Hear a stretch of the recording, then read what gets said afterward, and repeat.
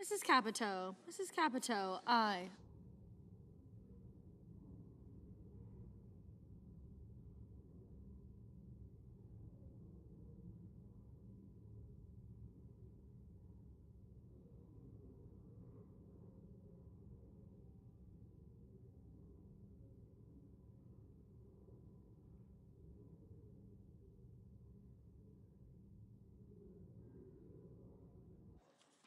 Mr. Wicker. Mr. Wicker, aye.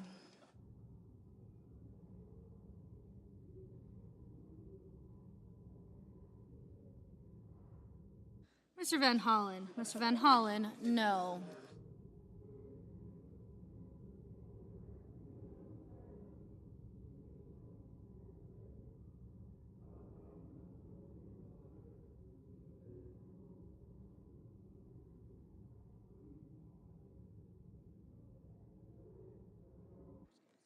Mr. Coons. Mr. Coons, aye.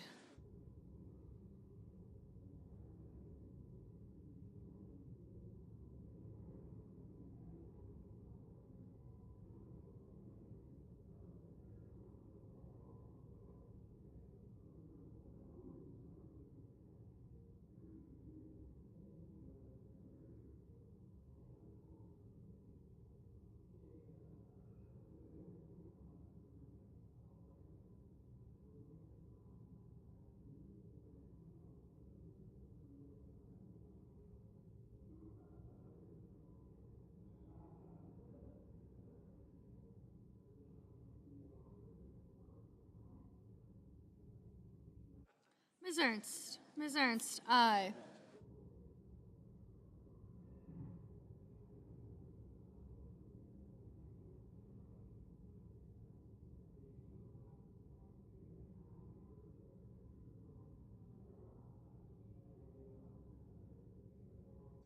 Ms. Rosen. Ms. Rosen, aye. Mr. Budd. Mr. Budd, aye.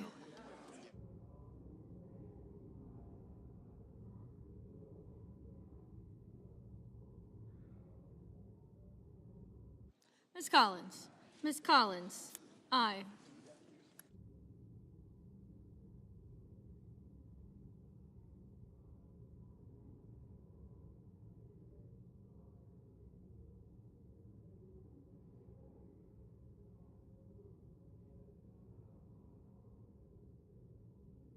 Mr. Cotton. Mr. Cotton, aye. Mr. Husted. Mr. Husted, aye.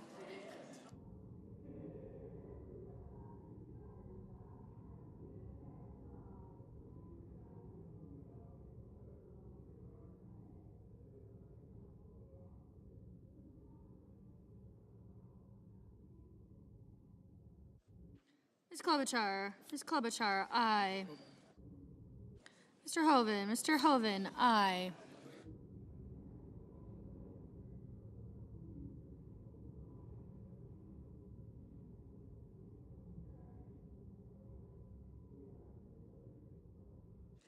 Mr. Haggerty. Mr. Haggerty, aye.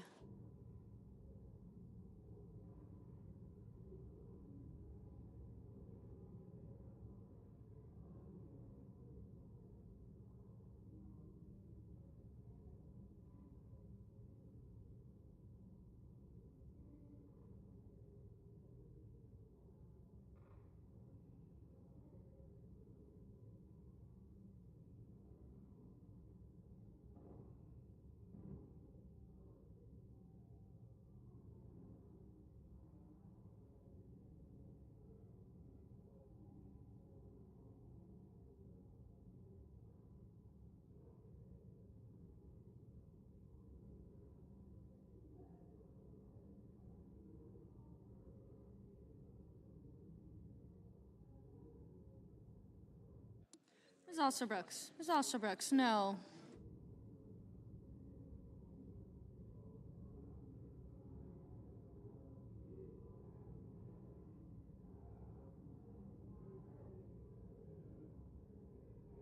Ms. Cortez Masto. Ms. Cortez Masto, aye. Ms. Duckworth. Ms. Duckworth, no.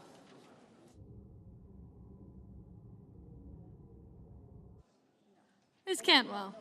Ms. Cantwell, aye. Ms. Cantwell. Ms. Cantwell, no.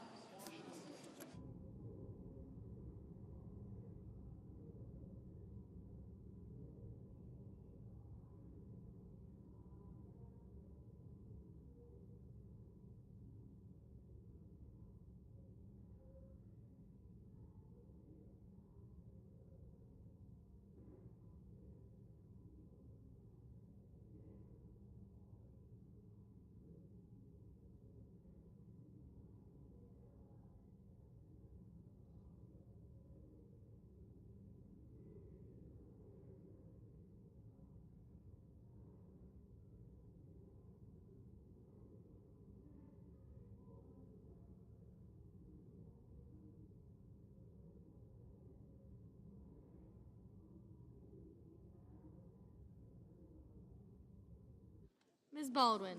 Ms. Baldwin, aye.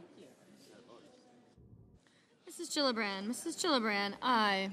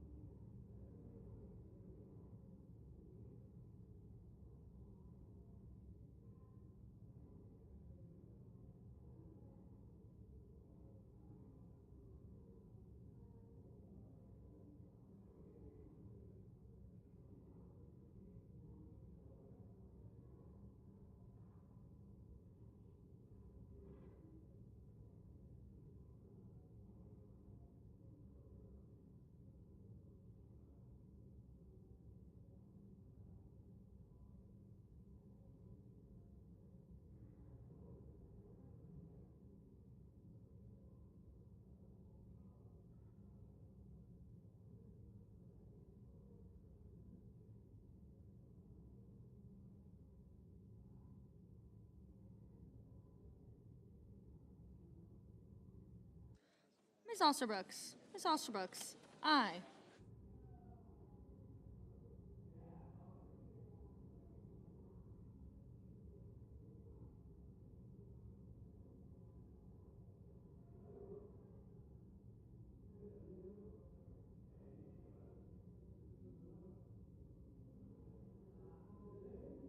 Mr. Ono. Mr. Ono, aye. Mr. Cassidy. Mr. Cassidy, aye. Mrs. Britt. Mrs. Britt, aye. Mr. Moran. Mr. Moran, no. Ms. Smith. Ms. Smith, no. Ms. Blunt Rochester. Ms. Blunt Rochester, aye.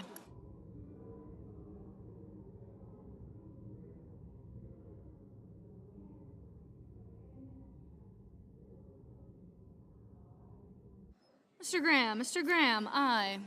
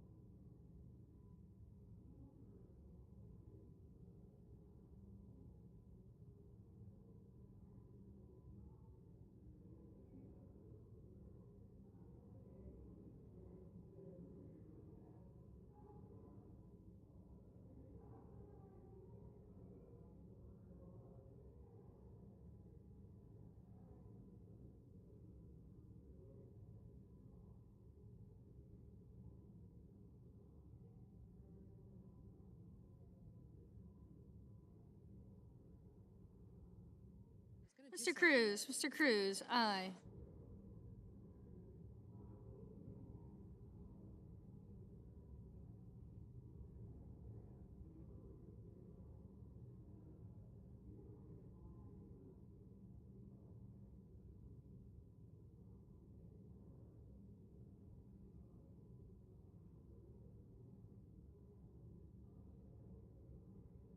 Mr. Markey. Mr. Markey, no. Mr. Welch. Mr. Welch, no.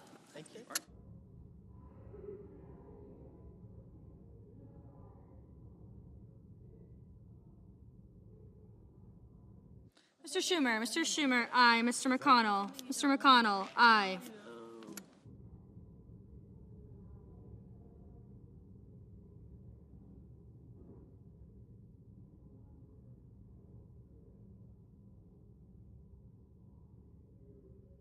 Mr. Cruz, no.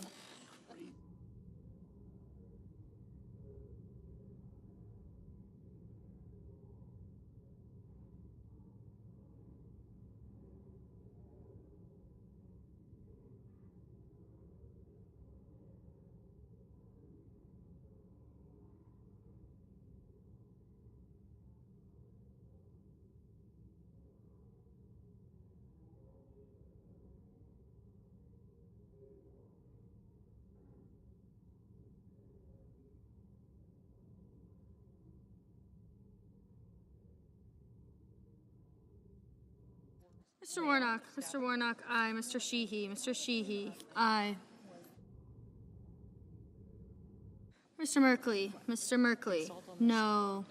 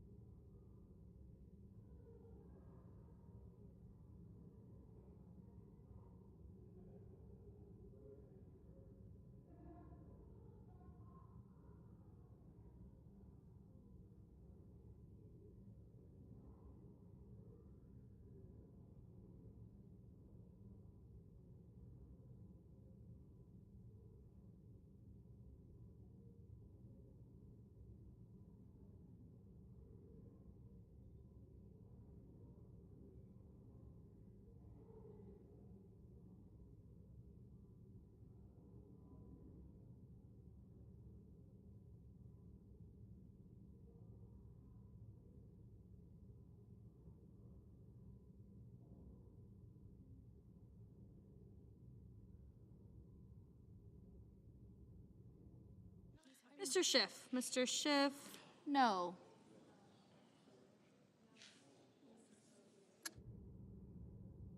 Ms.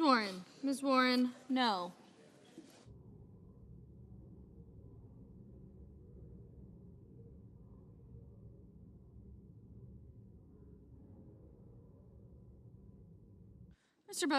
Mr. Booker, no.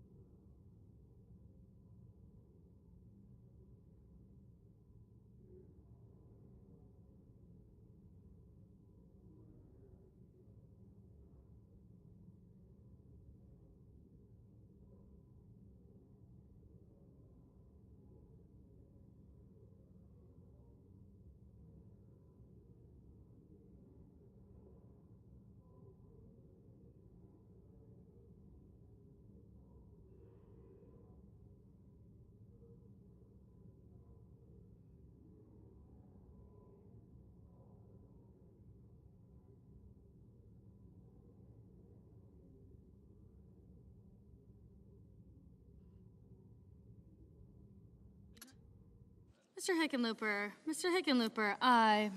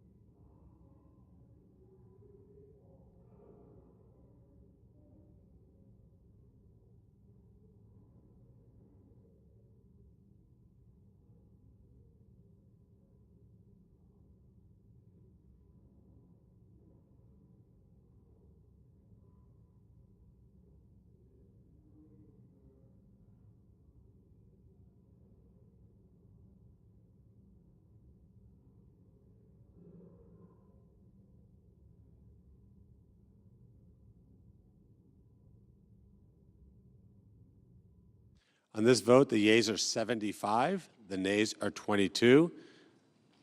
The motion is agreed to. The chair lays before the Senate the following message from the House.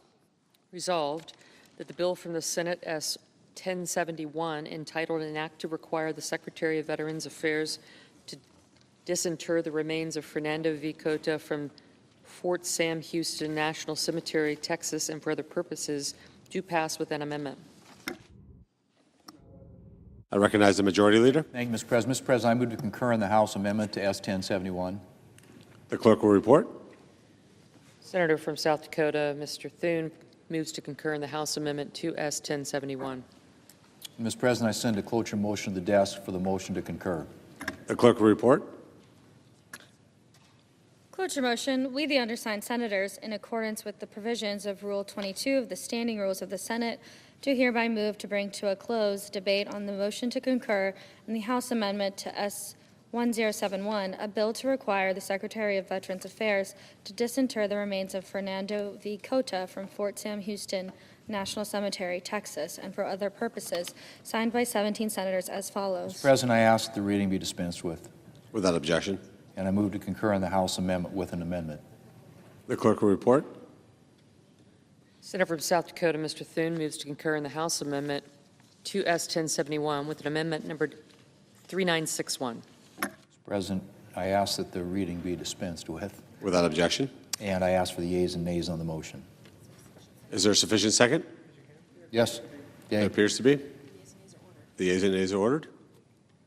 Mr. President, I have an amendment at the desk to the motion to concur with amendment. The clerk will report. The Senator from South Dakota, Mr. Thune, proposes an amendment numbered 3962 to amendment numbered 3961. Mr. President, I ask that the reading be dispensed with, and I move to refer the House message on S. 1071 to the Committee on Armed Services with instructions to report back forthwith with amendment number 3963. Without objection. The clerk will report. The Senator from South Dakota, Mr. Thune, moves to refer the House message to accompany S. 1071 to the Committee on Armed Services with instructions, amendment numbered 3963. President, I ask for the yeas and nays on my motion. Is there a sufficient second? There appears to be. The yeas and nays are ordered. Mr. President, I have an amendment to the instructions. The clerk will report. The Senator from South Dakota, Mr. Thune, proposes an amendment number 3964 to the instructions of the motion to refer the House message to accompany S. 1071. Mr. President, I ask the reading be dispensed with, Without objection. and I ask for the yeas and nays on my amendment. Is there a sufficient second? This appears to be. The yeas and nays are ordered. Mr. President, I have a second-degree amendment at the desk. The clerk will report. The Senator from South Dakota, Mr. Thune, proposes an amendment number 3965 to amendment number 3964. And I ask the reading be dispensed with. Without objection. Mr. President, I move to proceed to executive session to consider calendar number 593. The questions on the motion? All those in favor say aye. Aye. All those opposed, no. The ayes appear to have it. The ayes do have it. The motion is agreed to. The clerk will report the nomination. Nomination, National Aeronautics and Space Administration, Jared Isaacman of Pennsylvania to be Administrator. Mr. President, I send a cloture motion to the desk. The clerk will report. Cloture motion, we, the undersigned senators, in accordance with the provisions of Rule 22 of the Standing Rules of the Senate, do hereby move to bring to a close debate on the nomination of Jared Isaacman of Pennsylvania to be Administrator of the National Aeronautics and Space Administration, signed by 17 senators as follows. Mr. President, I ask consent the reading of the names be waived, Without objection. and I move to proceed to legislative session. The questions on the motion? All those in favor say aye. Aye. Opposed, no. The ayes appear to have it. The ayes do have it. The motion is agreed to. Mr. President, I move to proceed to executive session to consider calendar number 594. The questions on the motion? All those in favor say aye. Aye. Opposed, no. The ayes appear to have it. The ayes do have it. The motion is agreed to. The clerk will report the nomination. Cloture motion, we have undersigned senators. Nomination, Nuclear Regulatory Commission, Douglas Weaver of Maryland to be a member. Mr. President, I send a cloture motion to the desk. The clerk will report. Cloture motion, we, the undersigned senators, in accordance with the provisions of Rule 22 of the Standing Rules of the Senate, do hereby move to bring to a close debate on the nomination of Douglas Weaver of Maryland to be a member of the Nuclear Regulatory Commission for the remainder of the term expiring June 30th, 2026, signed by 17 senators as follows. Mr. President, I ask consent the reading of the names be waived, Without objection. and I move to proceed to legislative session. The questions on the motion? All those in favor say aye. Aye. Opposed, no. The ayes appear to have it. The ayes do have it. The motion is agreed to. Mr. President, I move to proceed to executive session to consider the en-bloc nominations listed in SRS 532. Questions on the motion? All those in favor say aye. Aye. Opposed, no.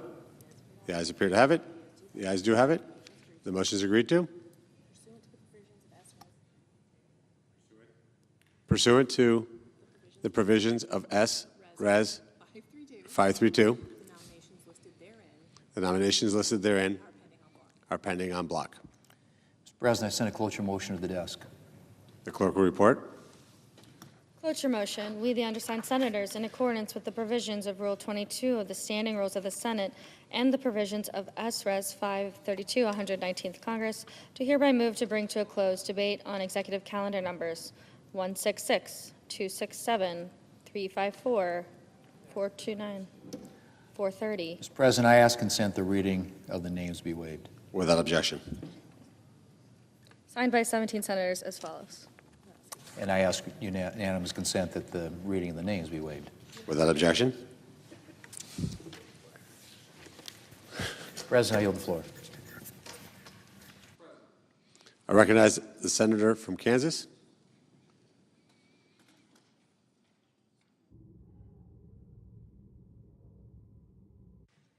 Mr. President, the deadly collision that occurred here in our nation's capital between American Airlines Flight 5342 from Wichita, Kansas, and a U.S. Army Black Hawk helicopter on January 29, 2025, forever changed how we look and think about air travel.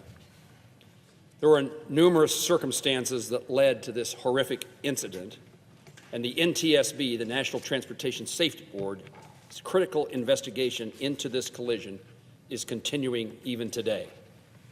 While the NTSB's final recommendations have not yet been released, the chair of the NTSB, Jennifer Hamady, took an unusual step in publicly stating that the current version of NDAA, the National Defense Authorization Act, does not adequately address the safety concerns surrounding the mixed airspace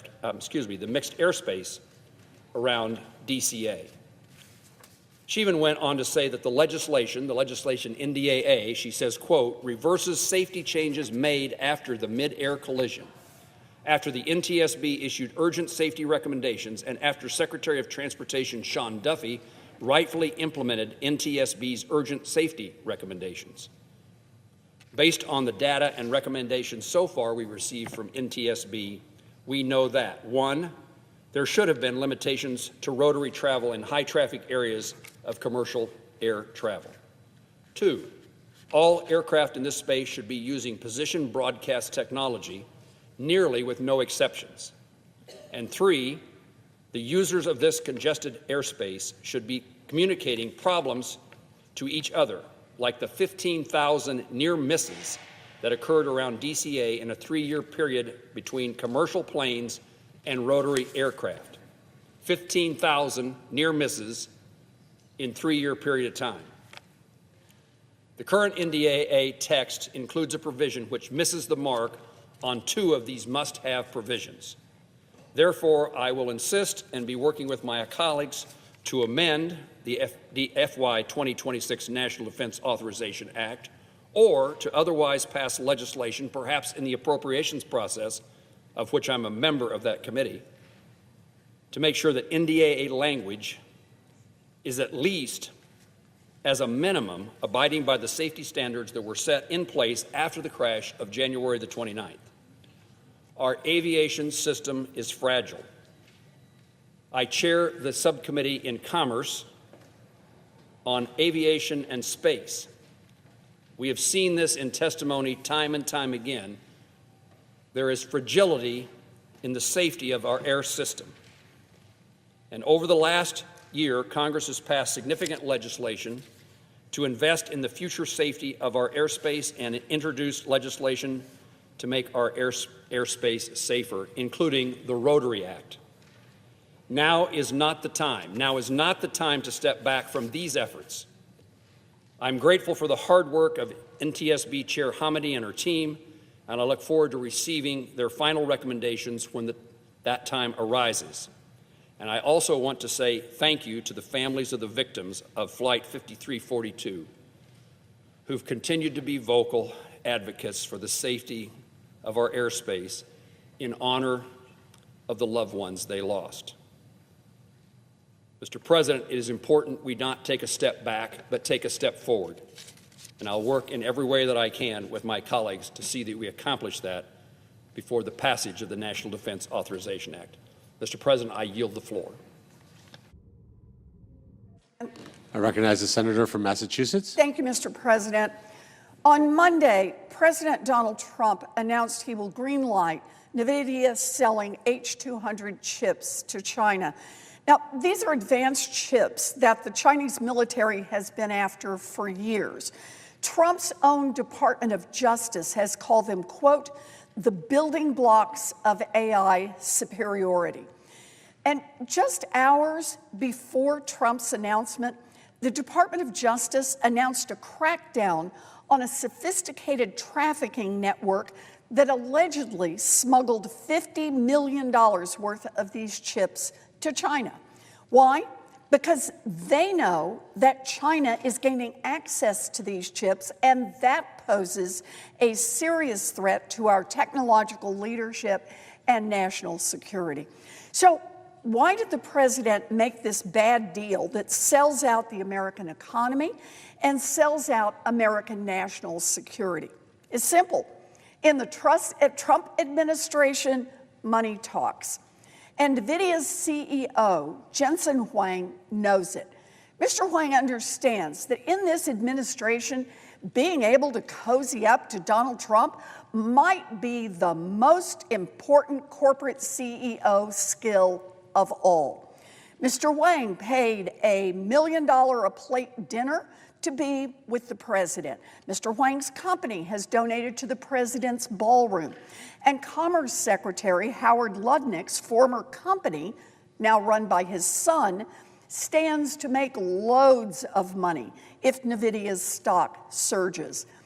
Those are just the most obvious possible reasons to cut this deal. And who knows what else Mr. Huang might have done behind closed doors to persuade President Trump and Secretary Lutnick into making this dangerous concession. The American public deserves answers. Mr. Huang should be brought in front of Congress to testify under oath, and he should be joined by Secretary Lutnick and every other Trump administration official involved in this decision. Congress does not need to stand by helplessly. Both Republicans and Democrats understand the risks here, and we should pass bipartisan legislation that reins in this administration as soon as possible. The Guaranteeing Access and Innovation for National AI Act, called the GAIN Act, that Senator Banks and I introduced would prohibit NVIDIA from shipping advanced chips to China, while American universities, American startups, and American small businesses are waiting in line to buy the company's chips. Senator Ricketts and Senator Coons have introduced another bill that Senator Banks and I support. It's called the Safe Chips Act, and it would prohibit the president from greenlighting advanced AI chip sales to China. Republicans and Democrats have legislation ready to go, and we should get this done before it is too late. Senator Thune should schedule either or both bills for a vote immediately. Here's another thing that Democrats and Republicans in Congress need to keep an eye on. Will Donald Trump muzzle his own Justice Department because he does not want Americans to know that he is selling out our national security? Will Donald Trump order the Assistant Attorney General for National Security and the U.S. Attorney for the Southern District of Texas to dismiss the criminal cases that they just announced this week as part of the crackdown on chip smuggling? Will Donald Trump fire those Justice Department officials for exposing the national security risks of the deal that Donald Trump just cut? Will Donald Trump tell his Attorney General to drop all investigations into these national security concerns and turn a blind eye to how the Chinese military could use these chips to train weapons systems that could endanger American lives? I am deeply concerned that Donald Trump will target the work at the Department of Justice in a cynical attempt to hide the truth from the American people. And in case Donald Trump directs his Department of Justice to take down the public evidence or to cover it up, I'm going to read into the Senate record exactly how senior law enforcement officials warned about the dangers of allowing these chips to power the development of cutting-edge technology in China. Here is what the U.S. Attorney for the Southern District of Texas had to say, and I'm going to quote this. Operation Gatekeeper has exposed a sophisticated smuggling network that threatens our nation's security by funneling cutting-edge AI technology to those who would use it against American interests. These chips are the building blocks of AI's superiority and are integral to modern military application. The country that controls these chips will control AI technology. The country that controls AI technology will control the future. The Southern District of Texas will aggressively prosecute anyone who attempts to compromise America's technological edge. End quote. That is what the U.S. Attorney, Donald Trump's own U.S. Attorney for the Southern District of Texas, had to say about the chips that NVIDIA has just been permitted by Donald Trump to put into the hands of the Chinese. And here's what the Assistant Attorney General for National Security at Trump's Department of Justice had to say. Again, Trump's own Assistant Attorney General for National Security, quote, "The United States has long emphasized the importance of innovation and is responsible for an incredible amount of cutting-edge technology, such as the advanced computer chips that make modern AI possible. This advantage isn't free, but rather the result of our engineers and scientists' hard work and sacrifice. The National Security Division, along with our partners, will vigorously enforce our export control laws and protect this edge." End quote. The president's most basic duty is to protect the economic and national security of the American people. And instead, President Trump is bowing to foreign dictators like Xi Jinping and selling out our national security to billionaire corporate interests that pay for special White House dinners and a gold-plated ballroom. Never before has a president and a tech CEO so brazenly conspired against the interests of the American people. Congress has a responsibility to stop it, and stop it now. Thank you, Mr. President. I yield the floor.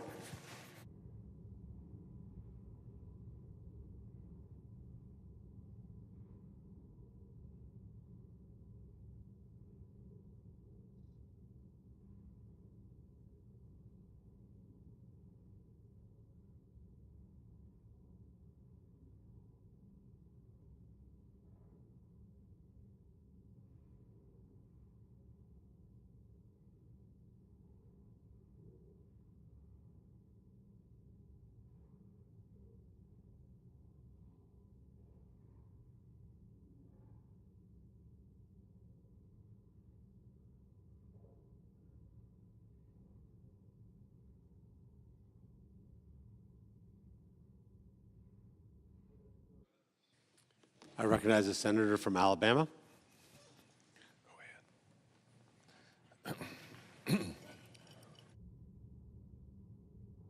I came to the floor earlier this year to warn of the imminent threat that Islam poses to our great country.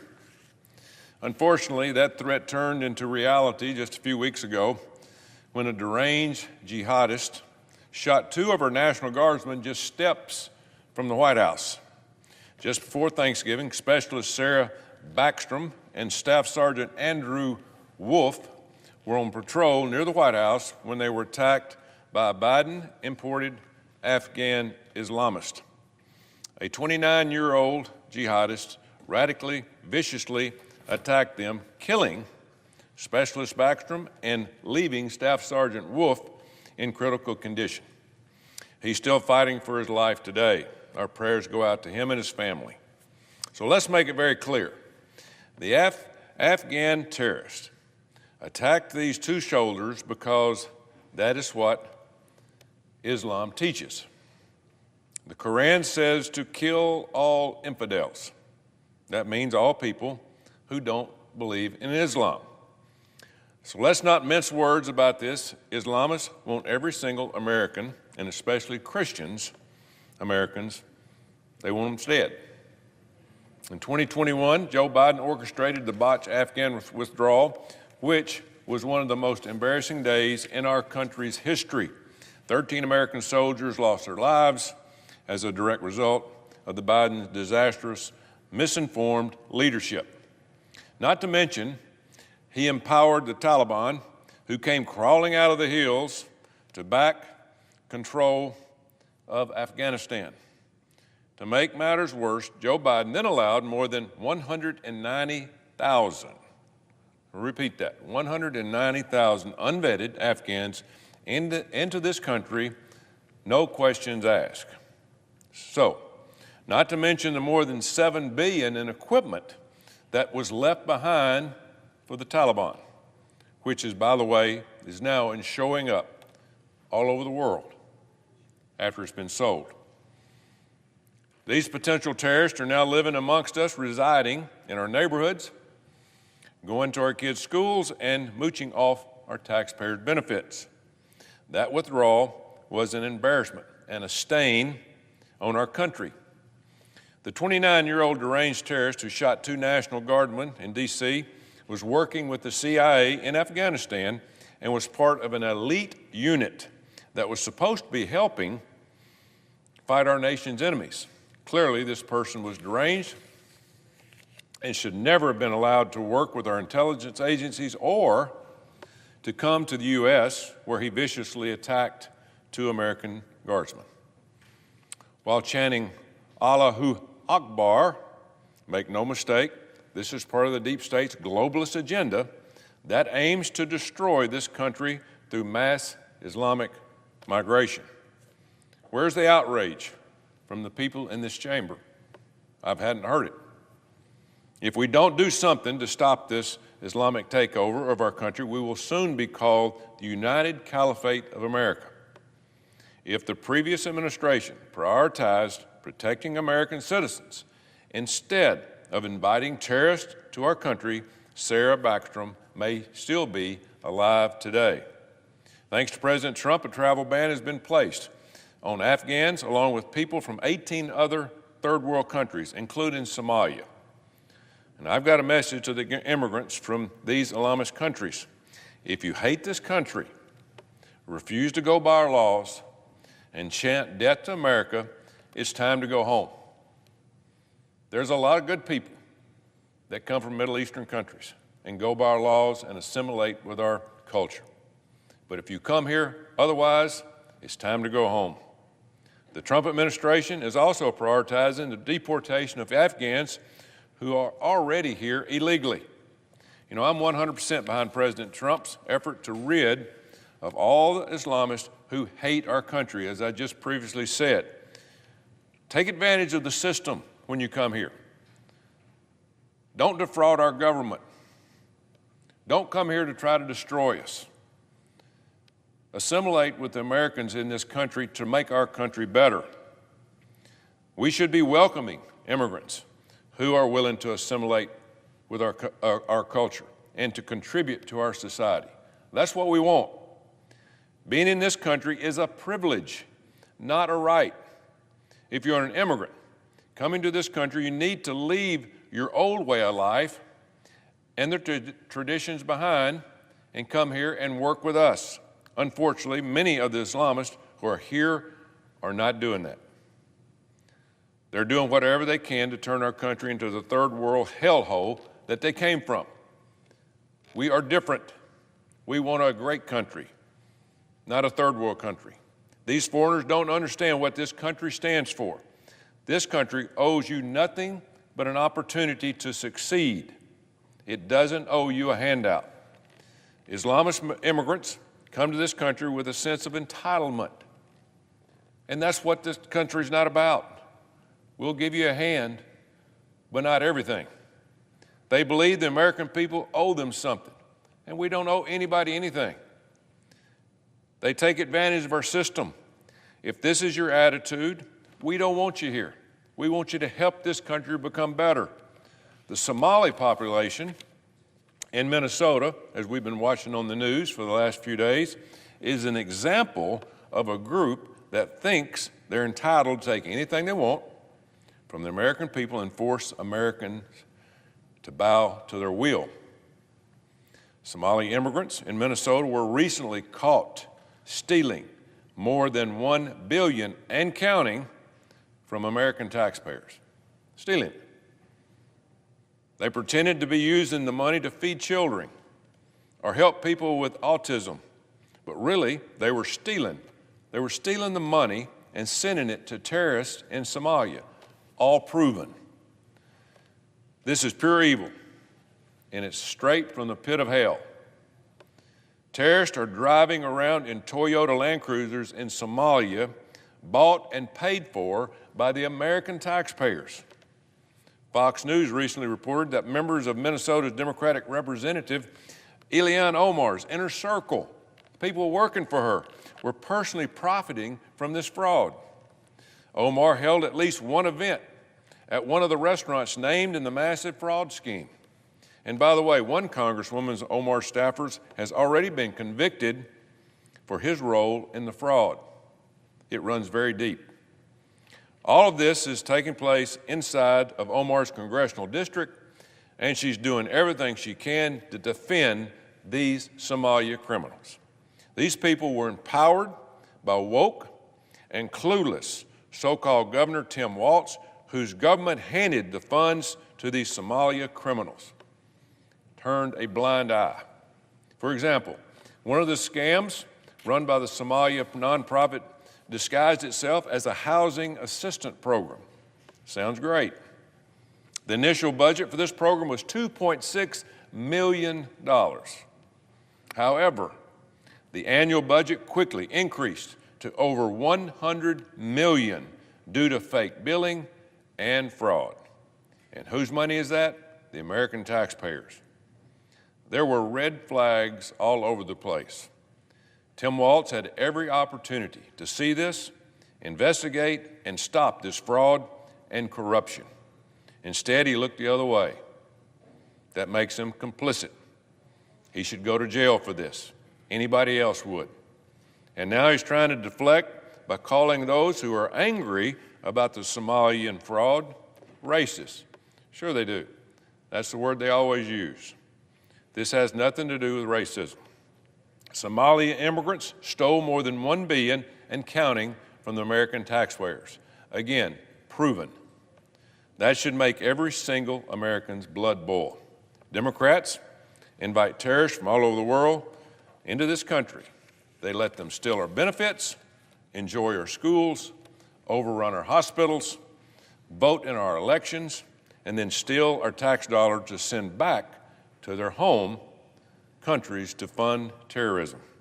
By the way, I've seen all of these woke Democrats like Omar calling Somalia a wonderful place. If it's such a wonderful place, why doesn't she move back? If Somalia is all that, why is the terrorist group Al-Shabaab murdering Somalian civilians by the masses. And why is the capital of Somalia considered to be one of the most dangerous capitals in the world? Due to frequent terrorist bombings, targeting killings, and ambushes. That sounds like a place no one would ever want to visit or live. Predictably, Somalians often flee their country, and woke Democrats welcome these often unvetted individuals with open arms to the United States through illegal programs. But they make no attempt to adapt to the way in our American lives. Instead, they try to turn whatever American city they are hiding out in into Somalia 2.0. Thankfully, the Trump administration is working around the clock to reverse the evil open borders agenda that was allowed to thrive under Joe Biden's administration. Look, despite what the woke media will tell you, President Trump is not anti-immigration. President Trump is incentivizing and welcoming immigrants into the country who are going to come here to contribute and assimilate and love our country like we do. That's what we're all about. And if that is not you, if they don't want to do that, again, we don't want you here. The Trump administration has worked tirelessly this year to arrest and deport millions of illegals brought into the country by the Biden administration. Patriotic Americans are thankful for the work with DHS and ICE of what they're doing to clean up our streets. If we don't take this threat seriously, more terrorist attacks will take place, more stories of third world Islamists defrauding our country and using tax dollars to fund terrorism against the United States will become commonplace. DNI, Tulsi Gabbard, released a report not long ago about the imminent threat of terrorism that is facing our country. It's here. The recent terrorist attack in D.C. may just be the beginning of Islamic plans to destroy this country. The 29-year-old psychopath who did this should be hung in the streets. We need to send a message to every terrorist hiding out in this country just waiting to attack. We're not going to put up with this nonsense. You will be punished to the fullest extent of the law if you commit violence against American citizens. It's time to wake up, and it's time for all Americans to speak up.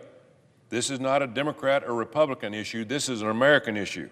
That's why I raised hell when I heard the Islam Academy of Alabama was looking to build a bigger campus in Hoover, Alabama just last week. You know, I looked at their website. They openly admit that they teach the Quran. The Quran teaches that it is righteous to kill anyone who is not a Muslim. Think about that. The media is calling me a racist for calling this out. Radical Islam isn't a race. It is a political ideology, and it is a cult. So no, I'm not a racist, and people back in Alabama agree with me. I was proud to see hundreds of Alabamians show up to protest at the zoning meeting where the building proposal was being considered. I was asked about it, and I said the only place this Islamic Academy should be moving is out of Alabama and out of our country. We don't want that taught. Come here and assimilate with our laws. Go by our laws, nobody else's. As a result, this Islamic school withdrew their proposal. This is an example of what's going to take to defeat this poisonous ideology. This is an example of what we do not want to deal with.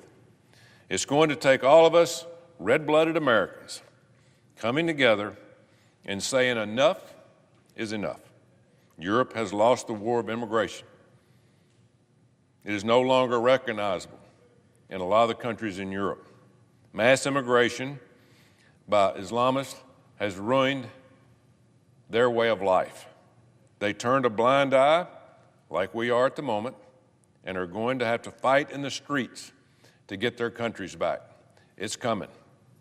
And that is exactly what's going to happen in this country in a few short years if we don't act now to save our country and our way of life. I achieved the greatest honor of my life this year, receiving the title of grandfather to Rosie Grace, my first granddaughter. And I want her to grow up in the same America that I had the opportunity and privilege to grow up in. If we don't stand up now, our grandchildren's future is going to be lost forever. We have to draw the line in the sand. You're either an American who loves this country or you're not. It is the job of the DOJ, the DHS, the FBI to arrest these people, these terrorists, these radical terrorists, and either put them in jail or send them home. Now's the time. We do not need to let the clock run out on us. Let's do not be Europe. Next year may be too late. Mr. President, I yield the floor.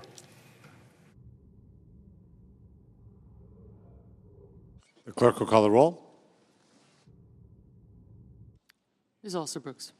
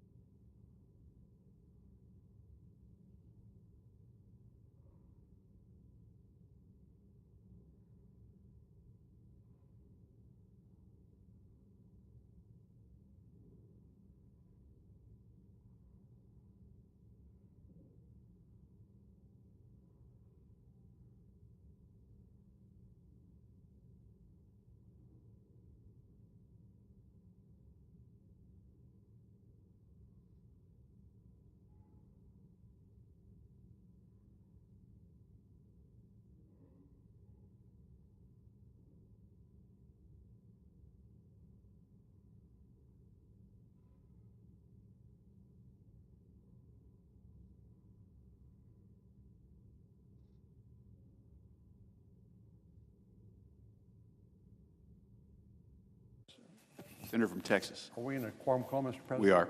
I'd ask consent that the quorum call be dispensed with. Without objection.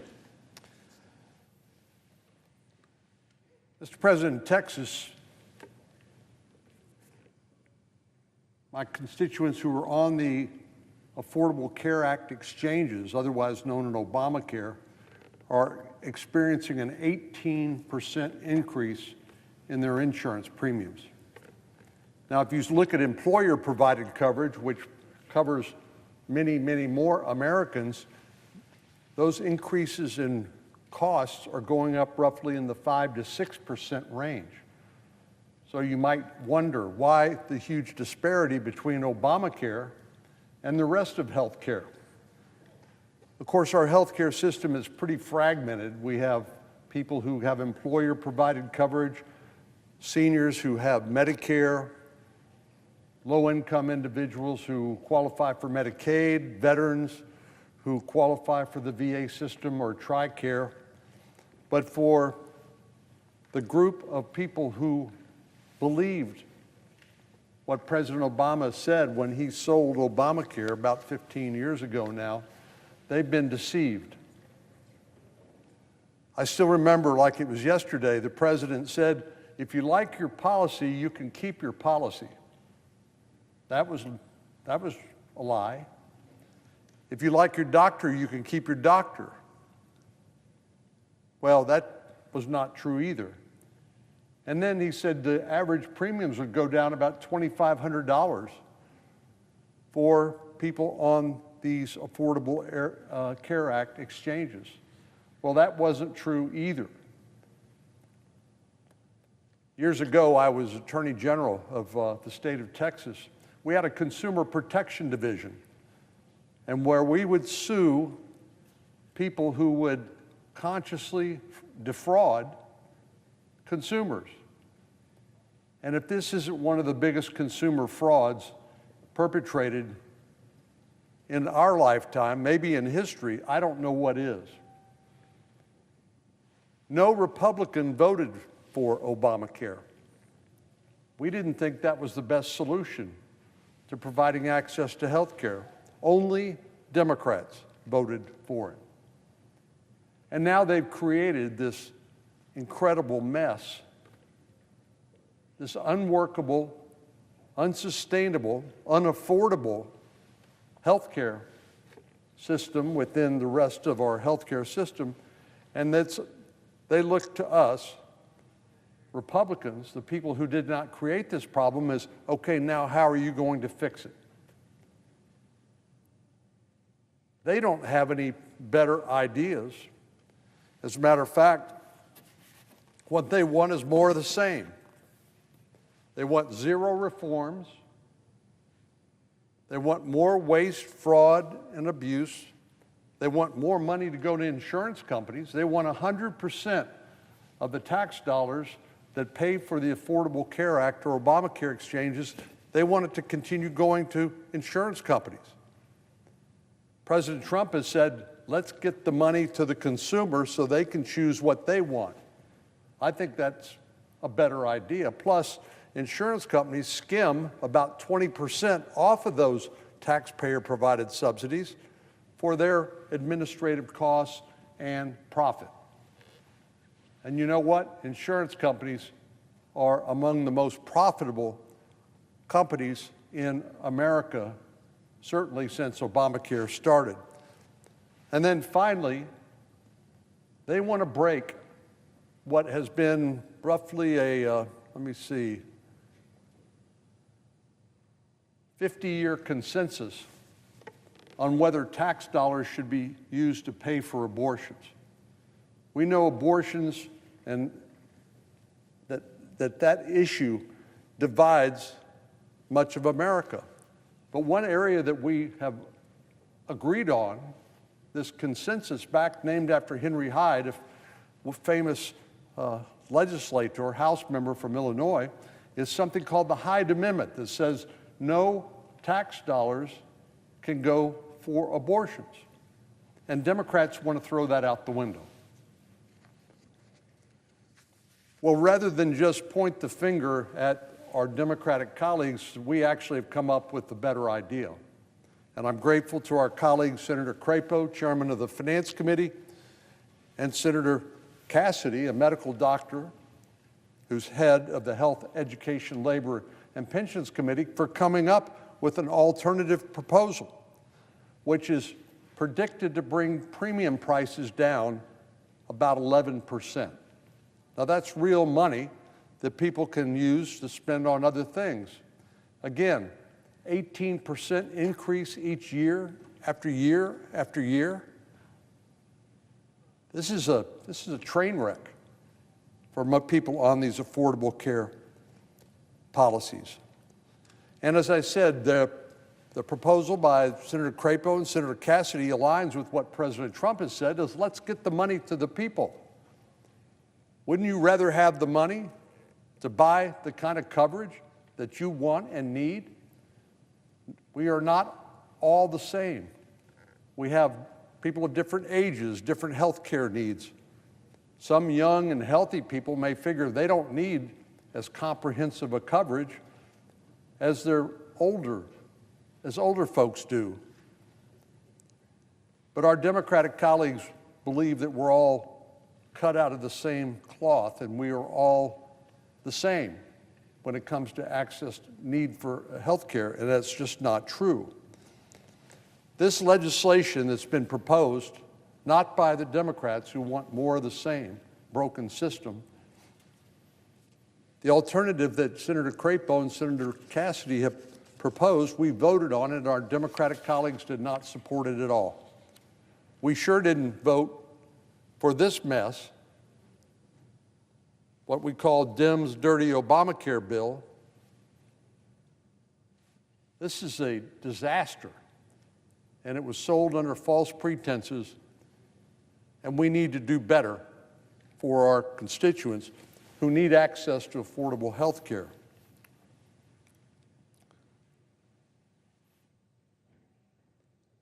Well, our Democratic colleagues are calling for a clean extension of the enhanced Obamacare subsidies because they don't want any changes in what I've described here. And that's the heart of the problem.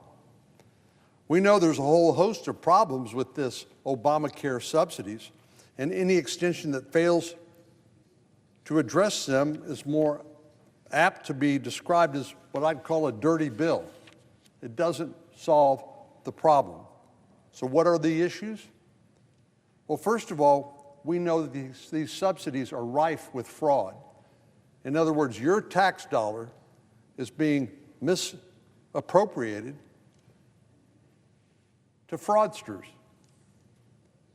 We've been saying that all along, and now we have a new report from the Government Accountability Office which demonstrates beyond a shadow of a doubt what we've always suspected to be true. They documented it. The report paints a picture that makes the notion of a so-called clean extension with no changes outright laughable. That's not a clean extension. The investigators at GAO created fake identities and Social Security numbers for 24 individuals who did not exist. And they did this in order to find out what would happen when they took advantage of these Obamacare subsidies. They took these imaginary 24 and tried to enroll them in Affordable Care Act plans through Obamacare exchanges in 2024 and 2025. Shockingly, they were able to successfully enroll almost all of these imaginary individuals in subsidized coverage because the insurance companies were more than happy to take those tax dollars and in exchange for providing this phantom coverage. For 2024, the auditors were able to secure health coverage for all four of the applicants submitted worth approximately $2,350 a month. In 2025, 19 of the 20 applicants were able to qualify for subsidized coverage worth more than $10,000 per month. And these people didn't exist. Of the 24 fake identities, only one of them was not allowed to be enrolled. All the incentives for the insurance companies are, let's issue the policy. We don't care if this is a real person or not. What we want is the premium dollar, and we want the taxpayer to pay for it. The notion that someone can enroll in a taxpayer-subsidized health insurance policy with a non-existent identity should be enough to stop us dead in our tracks and say, we need to change it. We need to fix this. But the fraud does not stop there. GAO also found more than 29,000 instances in 2023 and nearly 68,000 instances in 2024 of a single Social Security number being used to enroll in more than one plan in a given year. So you had people with the same Social Security number able to enroll in multiple plans in a given year, meaning these Social Security numbers were being traded and assigned to more than one person. Again, all the incentives are for the insurance companies to issue as many policies as they can because that's how they make more money. During its probe, GAO discovered that the federal marketplace does not prohibit multiple enrollments per Social Security number. So under the status quo, which Democrats want to continue, one person could enroll in multiple policies. Again, in some instances, they may not even know that they're enrolled in multiple policies. The excuse given for this practice is it protects the Social Security holder's number from fraud or identity theft. But I'm sure we can find a better safeguard against Social Security fraud than simply letting multiple people enroll in healthcare with the same Social Security number without raising any questions or any red flags. So imagine if you were a victim of identity theft. Wouldn't you want to be notified if someone else was using your identity, your Social Security number, in order to get health insurance? Democrats have been telling us from time and time again that illegal immigrants cannot access taxpayer-subsidized health care.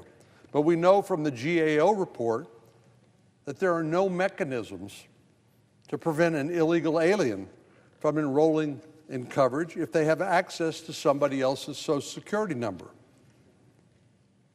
And as if this isn't enough, the list of offenses go on and on and on. In 2024, CMS reported approximately 275,000 reports from consumers that they were either enrolled or had made changes in their insurance without their consent. Now, this is a problem. If you're taking a medication, or even if you have a particular doctor you like, having your plan changed without your knowledge or consent could result in the loss of coverage altogether or force you to change doctors unnecessarily.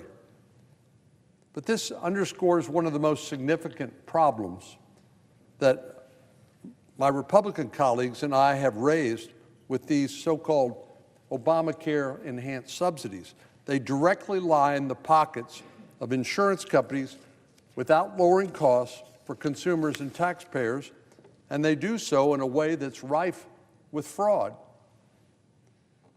When insurance brokers are enrolling patients or making changes to their coverage without their consent, the insurance company receives those tax dollars for the enrollee. But since the patient doesn't or may not have knowledge that they've even been enrolled, or perhaps that they're already enrolled in some other policy elsewhere, the insurance company will have to pay out zero in claims. That's what insurance companies like. They like to collect the premium and they like to pay as few claims as possible. So it's a perfect arrangement for them. But it's not for the taxpayer. These Obamacare enhanced subsidies are rife with fraud and should not be extended without meaningful reforms. In addition to the problems raised by the GAO report, the subsidies don't contain hide protections. I mentioned that a moment ago. People who have conscientious objection to abortion policies shouldn't have to be forced using their tax dollars to subsidize it for people who want to fund abortions and transgender procedures. Again, this used to be the 50-year-long consensus known as the Hyde Amendment. Many hardworking taxpayers who elected us have religious or moral objections to these operations, myself included. And the government should not be forcing Americans to participate or subsidize practices that violate their deeply held beliefs by financing them with their tax dollars. The Democrats' plan does nothing to address rampant fraud, the use of tax dollars to line the pockets of insurance companies, and the lack of Hyde protections for these subsidies. The lack of these changes does not mean this extension proposed by Democrats is clean. Far from it. We understand, I understand, that Texans need access to affordable health care, but this is not it. We will look forward to working together to find a real workable solution to health care affordability. What I worry about is that our Democratic colleagues really don't want to solve this problem. They want to have a political issue they can ride all the way to the midterm elections. And that's not just a cynical view of mine. I think that's a very likely reality. We can do better. We need to do better. Our constituents expect us to do better by working together to come up with affordable solutions for them without taking advantage of the taxpayers and lining the pockets of wealthy insurance companies. Mr. President, I yield the floor, and I'd note the absence of quorum. Clerk will call the roll. Ms. Alsobrooks.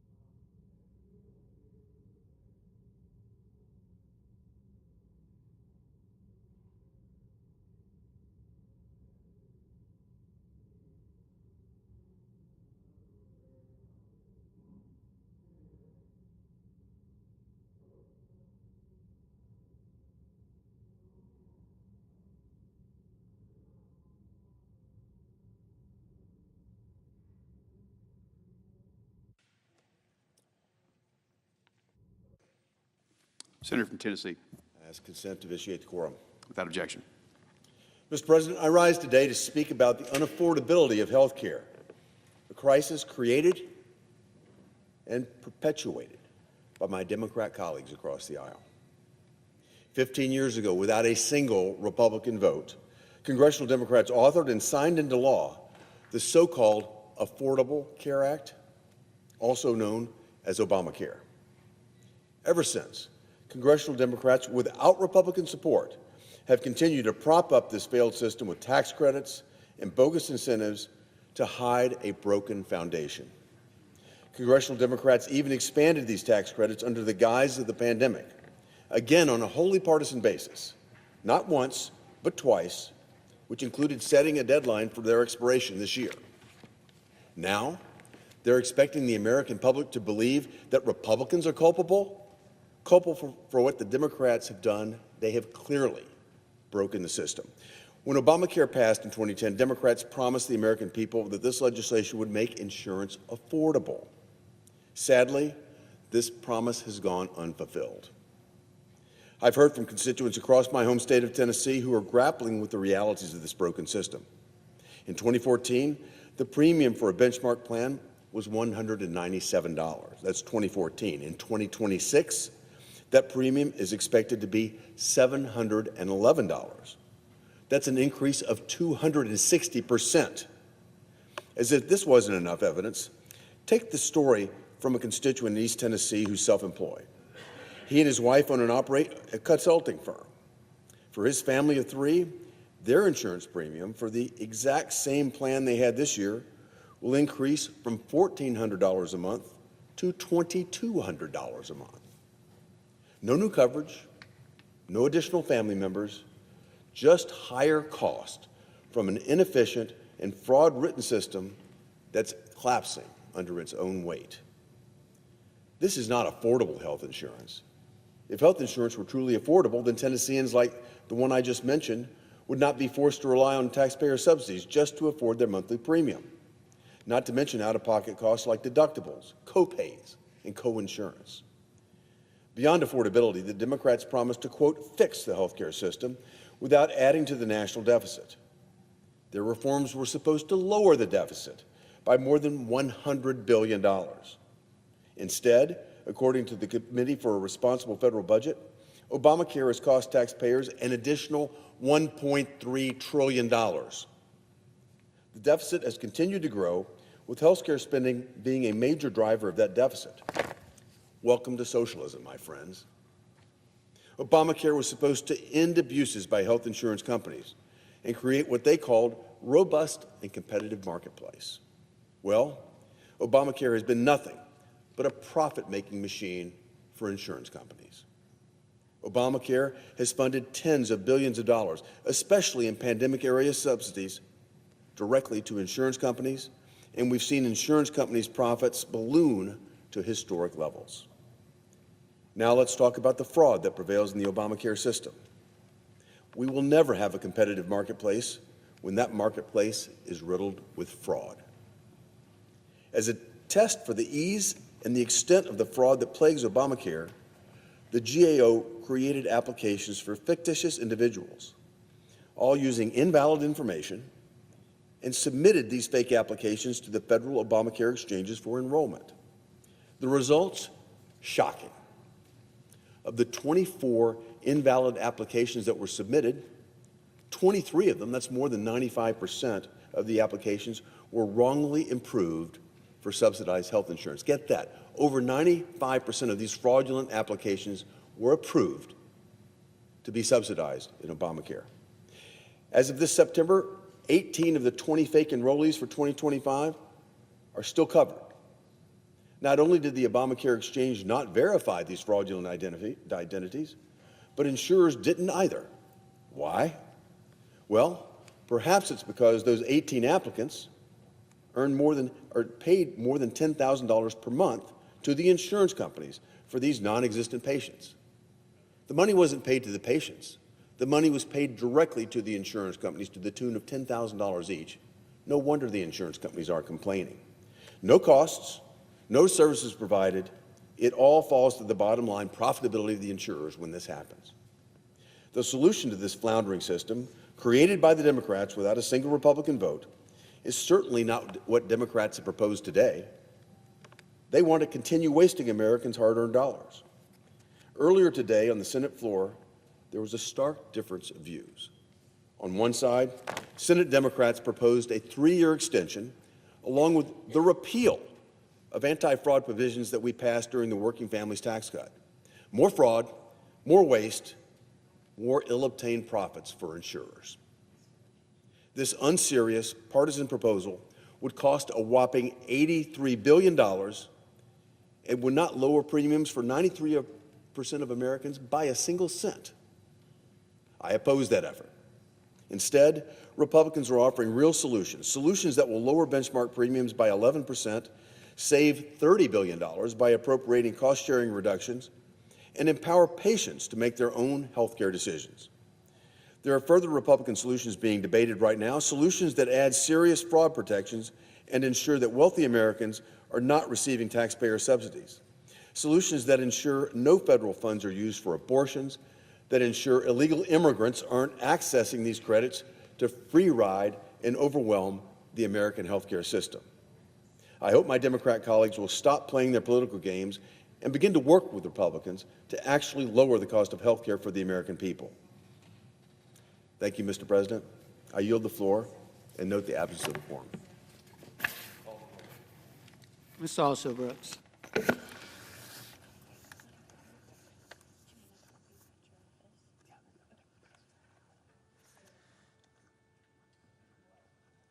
Mr. President, request that proceedings under the quorum call be dispensed with.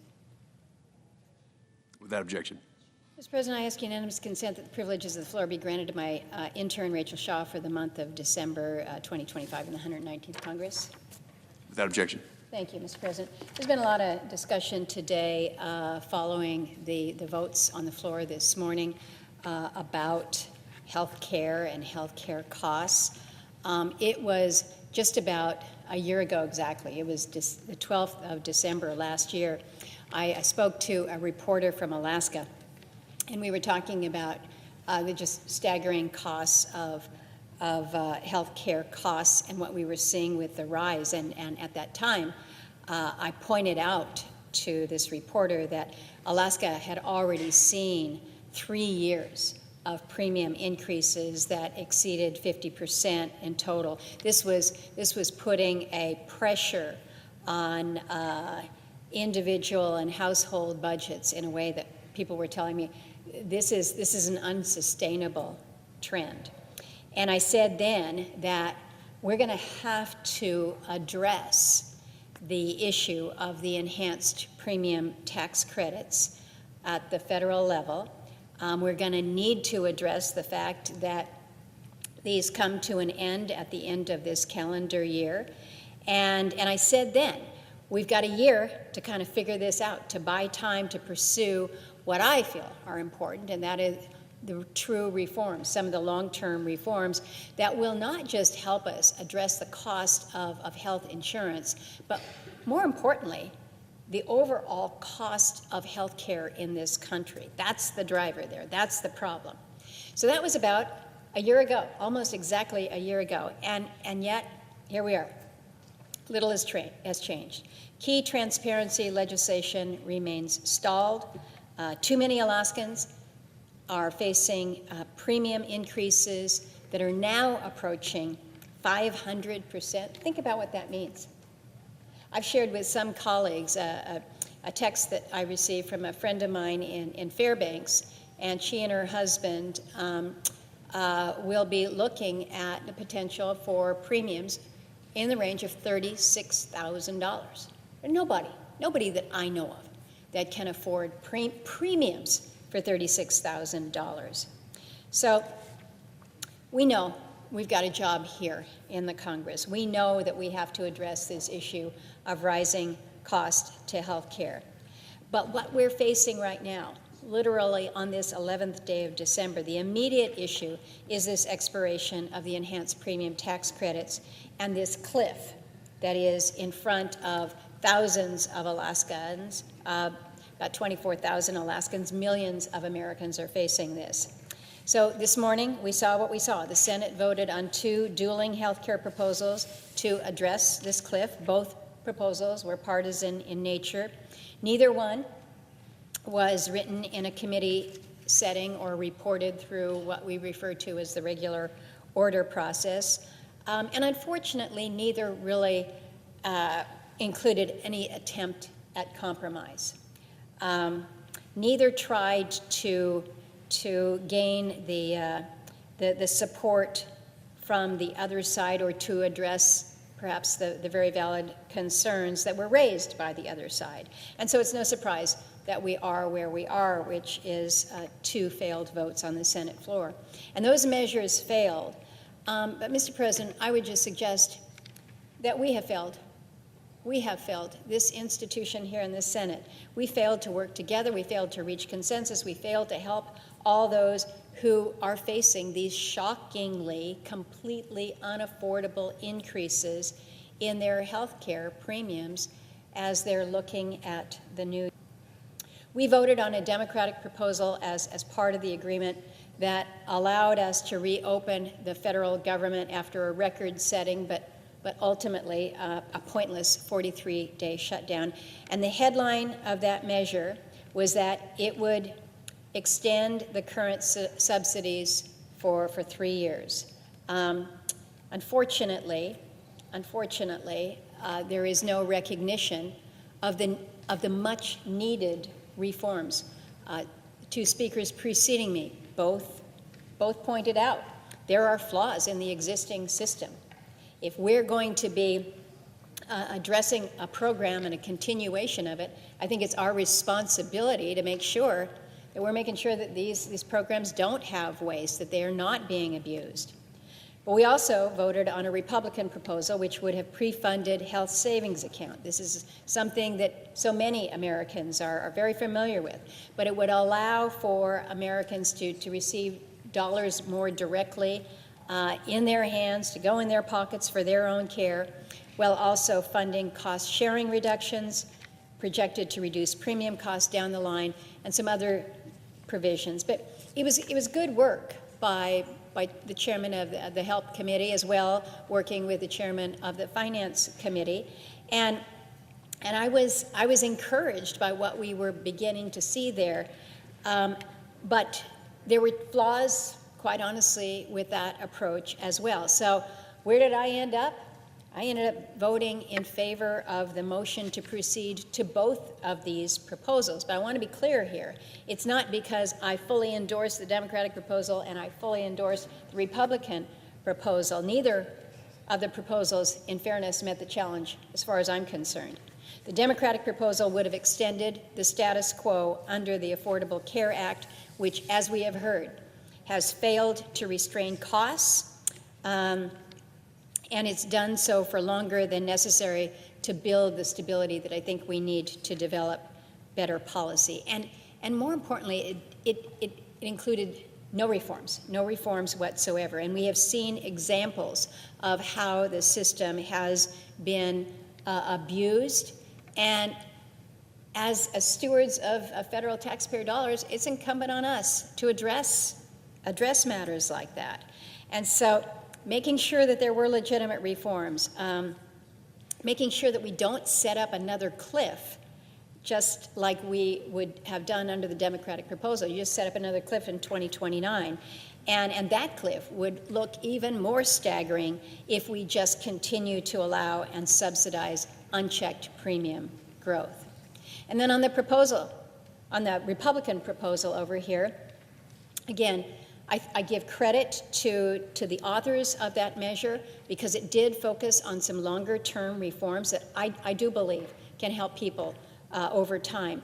But what it didn't address was the immediate situation that folks are facing, this immediate cliff, the pain, the imminent pain that's going to come with this massive spike in premiums. In Alaska, again, maybe it's more extreme than in other states, but we are still one of the 50 states. And when you're talking about premium increases that are doubling or in many cases tripling, that is not sustainable.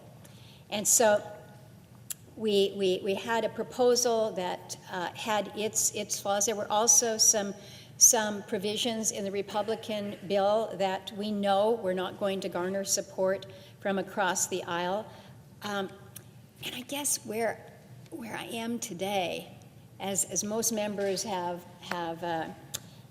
left the chamber, have left the buildings, are going back to their states for the weekend, we're doing this, we're leaving with unfinished business, and this is something that we've known was coming for a long time. For a long time. It's not like this just crept up on us. We had a chance to address it in budget reconciliation, but we couldn't agree to do so. We were told, no, we got a lot of time on that. We'll do it later.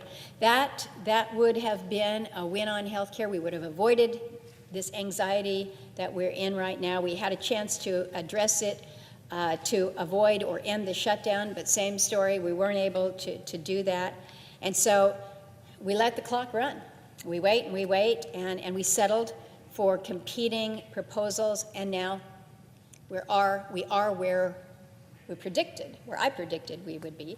We failed in both, and nobody wins from that. Nobody wins from this, either politically and certainly not in real life. Mr. President, as I was coming over here, I asked some of the folks that were with me, I said, what day is Festivus Day? Festivus, for those who are not familiar with it, it's kind of like the Day of Grievances, which apparently is February 23rd, just before Christmas. And I'm not here to do a preemption of Festivus and just air grievances, because I don't think that's what people want us to do here. I think they want us to try to figure out, okay, you've demonstrated what you can't do. Now can you demonstrate what you can do?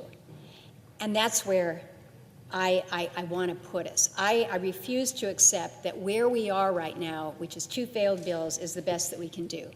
I voted to proceed to both proposals, not because they would solve the problem, not because they're great policy, but because I think they kind of represented the least bad options available to us at this 11th hour. Because I think we should be talking about it. We should be debating them, amending them, having an opportunity to do so on the floor, and seeing if we can't make some progress there. Sometimes out in the open gets us somewhere, not too often these days. But I'll tell you, the alternative, which is doing nothing and letting people suffer here, I think is worse. So again, today we showed the country what we can't do, but I wanted to show that there are bipartisan votes in the Senate that are eager, that are anxious for a bipartisan compromise. And I don't think it's too late for that. It's December 11th here. The year's not over. Our session is not over. I agree. We don't have a lot of time. We know that. But I think we can still come up with something that, again, would give people in this country comfort knowing that my premiums are not going to double and triple in the calendar year 2026. So that's exactly what I'm hoping the Senate is going to do, and what I challenge every one of us to focus on before we adjourn this year. And it's not like we're starting from scratch here. The ingredients for what we're going to need have been out there. We just need to get them all together and figure out how we're going to bake this. I think we know a lot of the work has already been done. We know the general contours of what an agreement could look like. By my count, there's no fewer than 8 plans that are out there. There's probably more than that we can draw from. You've got the Democratic bill that we saw, which was a 3-year offering. We saw the Cassidy-Crapo effort. Senators Marino and Collins have a proposal. I have put forward a proposal. Senator Rick Scott has, Senator Hawley, Senator Marshall, Senator Husted. There's a lot that's out there. And so many have been speaking about this for so long now. I put legislation on the table, a 2-year extension of the premium tax credits to buy us time to avoid this situation. I've also proposed ways to address it in both budget reconciliation and in my frameworks when we were trying to figure out how we end the shutdown. So there's not a lot of new stuff out here. We know what the component pieces are. And it's not just in this body. Look at what's happening down the hall here. Two bipartisan proposals by members of the House, and they are circulating for signatures so that they might be able to discharge and be able to move this. To me, Mr. President, I think that is really significant. You've got members in the House that are coming together and they're going to stand out, put their name up front on a bipartisan effort. Maybe it's not everything that they want, but they're willing to put something out there because they believe that the American people demand and deserve a solution.